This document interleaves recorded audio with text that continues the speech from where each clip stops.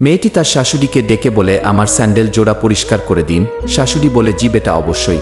আর তাকে ওই স্যান্ডেল দিয়ে একটি থাপ্পড় মেরে দেয় আর বলে, বেয়াদব মেয়ে, আমি তোমার শাশুড়ি চাকরানি নয় যে তোমার স্যান্ডেল পরিষ্কার করে দেব। তখন মেয়েটি বলে, মা জি, আমি আপনার বউ, আপনি আমাকে কিভাবে থাপ্পড় মারতে পারলেন? মা বলে, দাঁড়াও দেখাচ্ছি কিভাবে।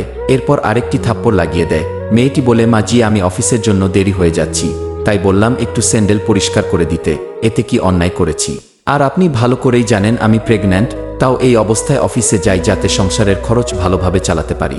আর আপনি আমার জন্য এই স্যান্ডেলটা পরিষ্কার করতে পারেন না?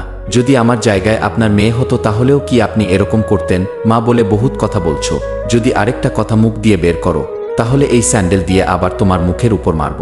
তখন মেয়েটির স্বামী চলে আসে। এরপরে যা হলো তা অবশ্যই দেখবেন, কিন্তু তা দেখার আগে ভিডিওটি লাইক করে দাও, চ্যানেলটি সাবস্ক্রাইব করে দাও। লাস্টে ছেলেটি বলে, মা আপনার লজ্জা করে না? মেয়ের মতন বুকে স্যান্ডেল দিয়ে মারছেন? এরপর মা মাপ চেয়ে বুকে জড়িয়ে নেয়।